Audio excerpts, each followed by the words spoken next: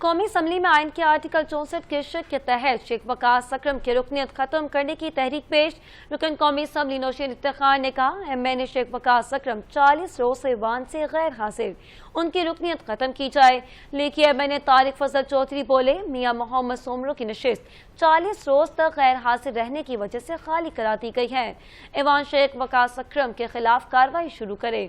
آپ کو بھی بتاتے چلیں کہ قومی اسمبلی میں آئین کے آرٹیکل 64 کے شق کے تحت شیخ وقاص اکرم کی رکنیت ختم کرنے کی تحریک پیش رکن قومی اسمبلی نوشین افتخار نے کہا میں نے شیخ وقاص اکرم 40 روز سے ایوان سے غیر حاضر ہیں، ان کی رکنیت ختم کی جائے۔ دیکھیے میں نے طارق فضل چودھری بولے میاں محمد سومرو کی نشست 40 روز تک غیر حاضر رہنے کی وجہ سے خالی کرا دی گئی ہے۔ ایوان شیخ وقاص اکرم کے خلاف کارروائی کرے۔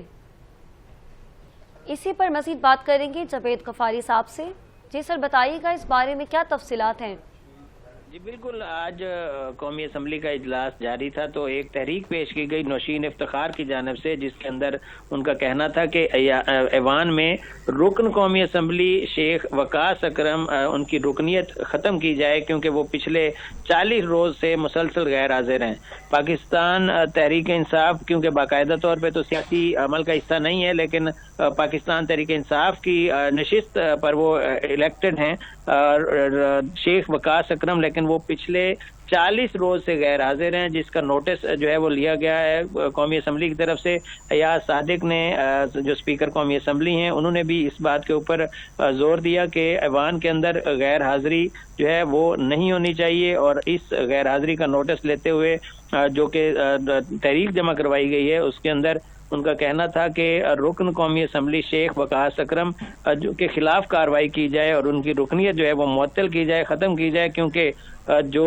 شیخ وقاص اکرم ہے وہ پچھلے 40 روز سے غیر حاضر ہیں۔ تو اس پر قومی اسمبلی میں ایاز صادق نے باقاعدہ طور پر رولنگ دی ہے، اور اس پر